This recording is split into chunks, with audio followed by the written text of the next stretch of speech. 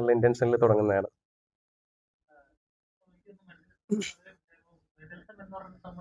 രണ്ട് വിഭാഗം ആൾക്കാർ എത്തിക്കൽ റെസ്പോൺസിബിലിറ്റി മെയിൻറ്റെയിൻ ചെയ്യാത്തപ്പോഴാണ് ഈ പ്രശ്നങ്ങൾ വരുന്നത്. ഒന്ന് പഠിപ്പിക്കുന്നവർ, രണ്ട് പഠിക്കുന്നവർ.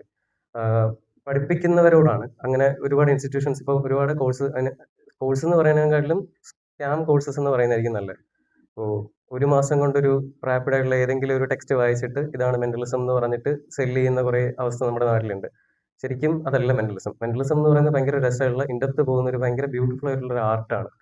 അപ്പോൾ അത് അത്രയും ഒതന്റിക് ആയിട്ടുള്ള അടുത്ത് നിന്ന് തന്നെ പഠിക്കാൻ ശ്രമിക്കുക എന്നുള്ളതാണ് ഒന്നാമത്തെ കാര്യം. രണ്ട്, പഠിച്ചിറങ്ങുന്ന ആൾക്കാർ, നിങ്ങൾ ഡീൽ ചെയ്യുന്നത് ആൾക്കാർ, ഇതിൻ്റെ അകത്ത് കുറെ മാജിക്കിന്റെ എലമെന്റ്സും അങ്ങനെ കുറെ കാര്യങ്ങളൊക്കെ ഉണ്ട്. എന്നാലും ഈ ഹിപ്നോസിസ് ഒക്കെ ഡീൽ ചെയ്യുന്ന സമയത്ത് ആൾക്കാരുടെ മെന്റൽ ഹെൽത്ത് വെച്ചിട്ടാണ് നമ്മൾ ചെയ്യുന്നത്. അപ്പോൾ അവിടെ അത്രയും ഒരുപാട് റിസ്ക് ഫാക്ടേഴ്സും കുറെ ട്രോമാസ് ഉണ്ടാകാനുള്ള സാധ്യതകളൊക്കെ ഉണ്ട്. അപ്പോൾ അത് അത്രയും ശ്രദ്ധിച്ച് മാത്രം കൈകാര്യം ചെയ്യുക, അത്രയും ഒതന്റിക് ആയിട്ടുള്ള സ്ഥാപനങ്ങളിൽ നിന്ന് തന്നെ പഠിക്കുക എന്നുള്ള കാര്യം ശ്രദ്ധിക്കുക എന്നുള്ളതാണ്.